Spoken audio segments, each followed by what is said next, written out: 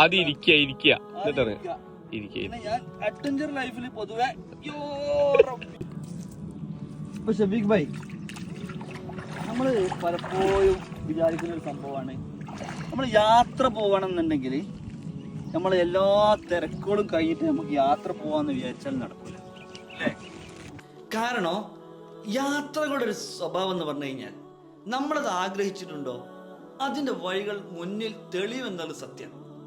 ഒരു റീൽസിൽ പറഞ്ഞതുപോലെ എല്ലാം കഴിഞ്ഞ് ആസ്വദിക്കാമെന്ന് വിചാരിച്ചാൽ ഒന്നുകിൽ വാർദ്ധക്യം അല്ലെങ്കിൽ മരണം. ശുഭദിനം. മീൻസ് ഒന്നുകൂടി കൃത്യമായി പറയുകയാണെങ്കിൽ ഗായ്സ് പ്രശ്നമാണ്, ഇതൊരു ബാലൻസിന്റെ പ്രശ്നം കൂടി ഇവിടെ ഉണ്ട്. അപ്പൊ ഞാൻ ഇങ്ങോട്ട് പറയാണ്, നമ്മൾ ഒരു ആഴ്ചയിൽ എങ്ങോട്ട് പോകണം എന്നുള്ളതിന്റെ കൃത്യമായ പിക്ചർ നമ്മൾ 1-2 ദിവസം മുമ്പ് നമ്മൾ എടുക്കണം. അത് സുഹൃത്തുക്കളുടെ കൂടെ ആകാം, ഫാമിലി കൂടെ ഉള്ളവരാണ് ഫാമിലിയോട് കൂടെ ആകാം, അല്ലെങ്കിൽ നമ്മൾ ഇഷ്ടപ്പെടുന്നവരോട് കൂടെ ആകാം. യാത്രകൾ നമ്മുടെ ജീവിതത്തിൽ നമുക്ക് നൽകുന്ന ഉന്മേഷം അല്ലേ?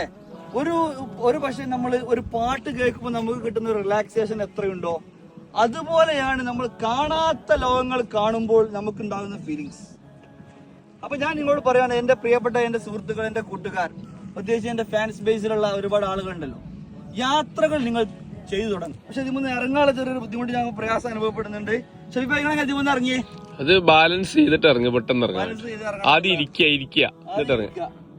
ഞാൻ അഡ്വഞ്ചർ ലൈഫിൽ പൊതുവെ സുഹൃത്തുക്കളെ ബാലൻസ് ചെയ്തിരിക്കുന്നു. അഡ്വഞ്ചർ ലൈഫ് ചെറിയൊരു നിമിഷത്തെ പാളിച്ച താഴെ വീകേണ്ടതായിരുന്നു. ജീവിതവുമായി മല്ലിട്ടു തിരിച്ചു വീണ്ടും ഞങ്ങൾ കരയിലേക്ക് കയറി ഗൈസ്.